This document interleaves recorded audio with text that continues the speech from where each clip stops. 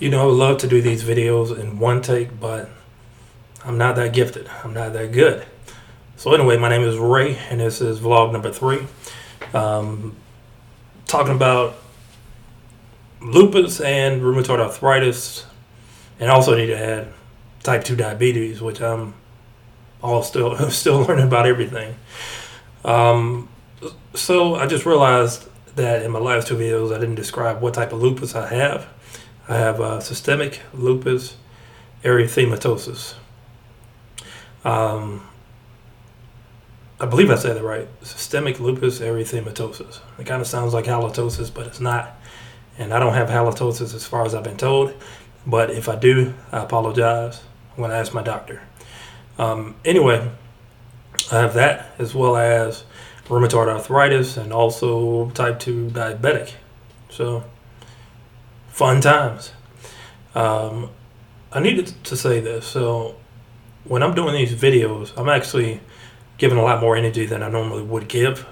Throughout the day, I'm probably at the same amount or same level of energy.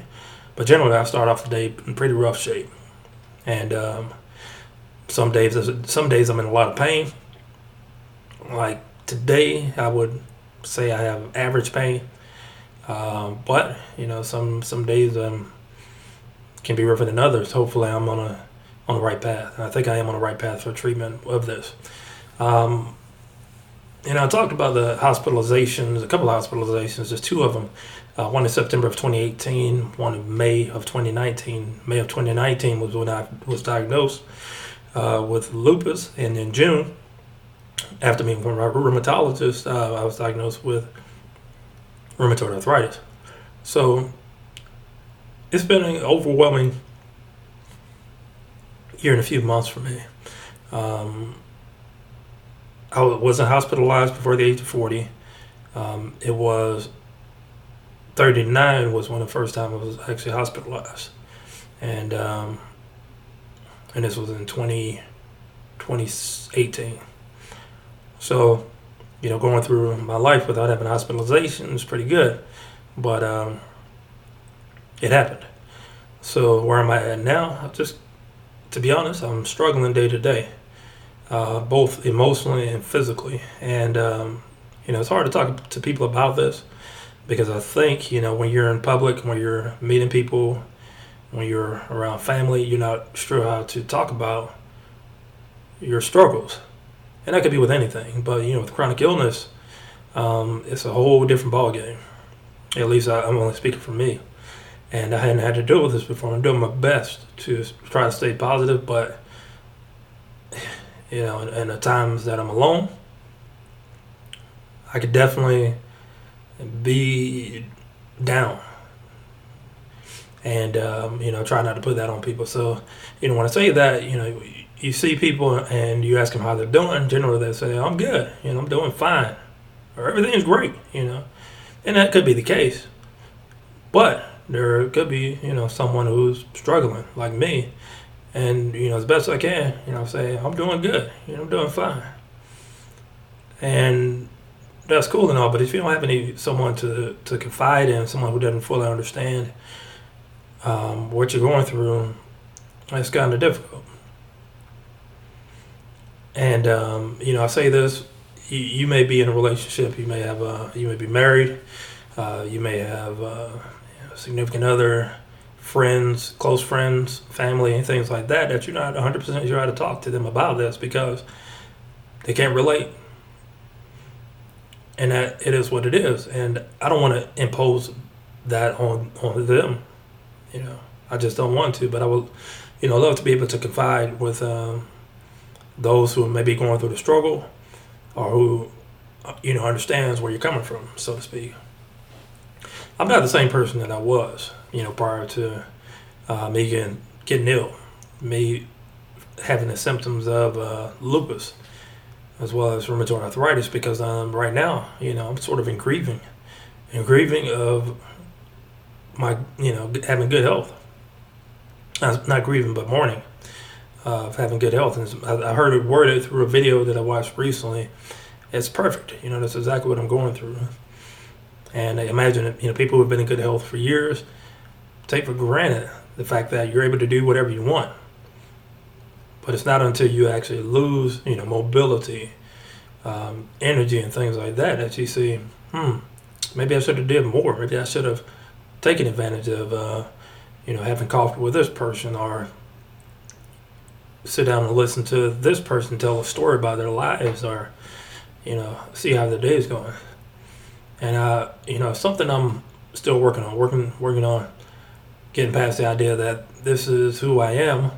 And, hopefully I will go into remission. That's the hope. And that I can be closer to who I was, or even better than I was.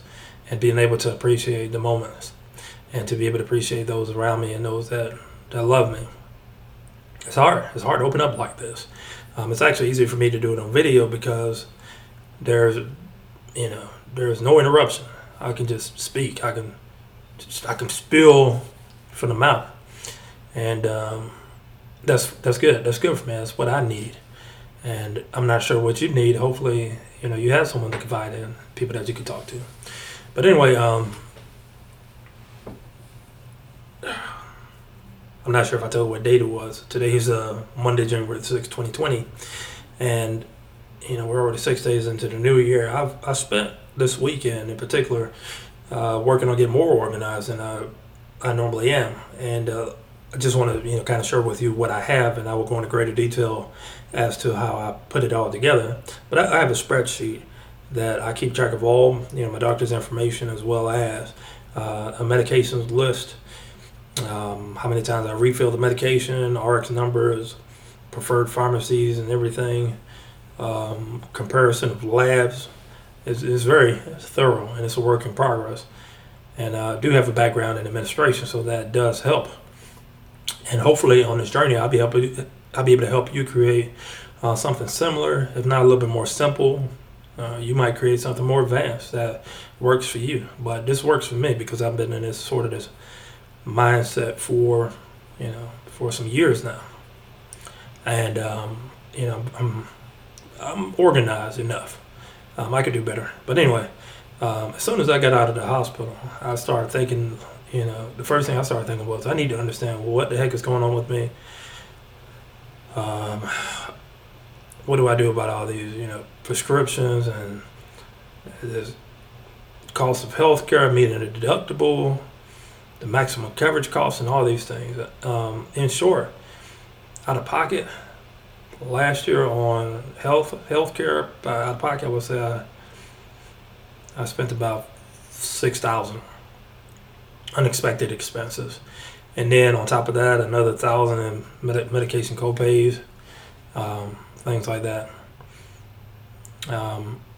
It was a lot of money, but I'm definitely fortunate. I'm not complaining that I have the coverage that I have. I'm definitely grateful for that, but still outrageous to be to have to spend that type of money. I will encourage you, if you hadn't dealt with a major illness or anything like that, to save money, to be prepared for that stuff. Because I wasn't, it hit me, and I had to dig in the pocket deep to cover a lot of that. Still paying for it. So anyway, no complaints here, but and I do apologize. This video is kind of all over the place, but I just wanted to do this video to kind of continue on with the vlogs, up to become more authentic as it goes on, and to feel more comfortable doing this. I have to admit, this is not the most comfortable thing for me. I'm not one to really open up like this, but I feel it's time for me to do it, because hopefully this will help someone else in my situation, or even worse off. For those who are in a good place, feel free to share your journey, and point me out to your videos and things like that. We can encourage each other. So once again, if you like the video, go ahead and like it. If you like my content, if you want to come on aboard this journey, subscribe. So I hope you all have a wonderful day and week. I will post another video next week. You all take care.